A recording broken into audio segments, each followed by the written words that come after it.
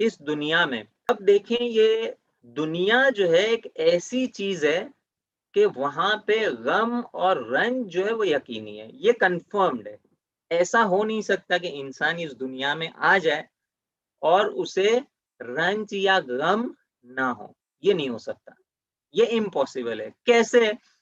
क्योंकि ये चाहते जो है इंसान के अंदर, जो मुख्तलिफ चाहतें और इंक्लिनेशन से ये आपस में टकराते हैं। कैसे? देखें, अब मैंने मिसालें लिखी है। मिसाल के तौर पे इंसान चाहता है कि वो हेल्दी रहे, सलामत रहे, ठीक? और उस तरफ से लजीज लजीज खाने भी है। मसलन इनको शुगर का प्रॉब्लम है, चाहते हैं कि सलामत भी रहे और सामने लड्डू भी रखा हुआ है। अब क्या करें? दो इंक्लिनेशन है ना, एक लड्डू की तरफ इंक्लिनेशन है, एक इंक्लिनेशन जो है वो सलामत की तरफ है। अब करे क्या? ठीक, तो ये टकराते हैं। तो यहाँ पे उसको चाहते या ना चाहते हुए एक को छोड़ना है, ठीक है? ये हो नहीं सकता कि हेल्दी भी रहे और लड्डू भी खाए, ये नहीं हो सकता। तो यहाँ पे गम यकीनी है। या मिसाल के तौर पे किसी को जो है आराम का शौकीन है वो, ठीक? और चाहता भी है कि वो प्रोग्रेस करे, तरक्की भी करे।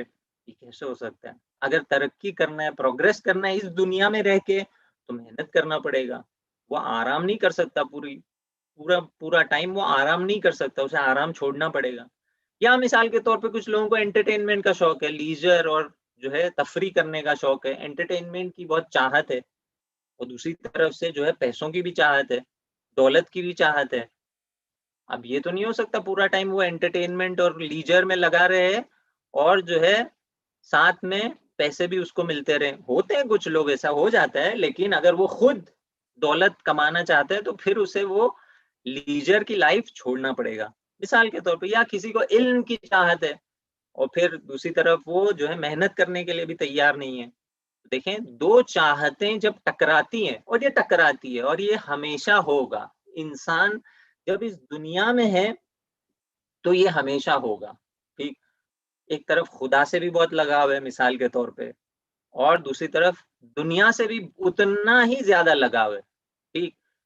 तो यहाँ पे या दुनिया को छोड़ना पड़ेगा या खुदा को छोड़ना पड़ेगा। पूरी तरह से इंसान दुनिया को भी अपना ले और फिर खुदा को भी चाहे, ये हो नहीं सकता, ठीक? तो ये चंद मिसालें हैं और ये इंसान बखूबी अपनी जिंदगी में तजुर्बा कर सकता है कि कई बार दो चाहतें और दो इंक्लिनेशंस आके टकराते हैं। बहुत बार इंसान डिसाइड कर लेता है, लेकिन बहुत बार इंसान डिसाइड नहीं कर सकता। तो यहाँ पे एक चीज जो समझ में आ रही है वो ये कि कुछ इंक्लिनेशंस जो है वो बदलने की जरूरत है ना? मिसाल के तौर पे यहीं पे आप देखेंगे, इन्हीं जो इंक्लिनेशंस के अंदर कुछ इंक्लिनेशन खुद अक्ल इसको आके कहती है कि इस इंक्लिनेशन को तुम्हें कंट्रोल करना पड़ेगा, छोड़ना पड़ेगा या कभी कभी बदलना पड़ेगा। कुछ लोगों को खुदा ना करे कुछ ऐसी चीजों की आदत लग जाती है कि जो उसे उसकी अक्ल आके, उसकी फितरत आके टोकती है, कहती है कि ये गलत है। मिसाल के तौर पे झूठ बोलना, कुछ लोगों को झूठ बोलने की आदत हो जाती है, ठीक? यानी एक इंक्लिनेशन उसकी आदत हो जाती है। यहाँ पे अक्ल और फितरत उसकी आके बार बार उसको कहती है कि ये चीज सही नहीं है। अगर तुम्हें आगे बढ़ना है, अगर तुम्हें मिसाल के तौर पे कोई अच्छा काम करना है, तो ये इस काम को छोड़ना पड़ेगा, ठीक है?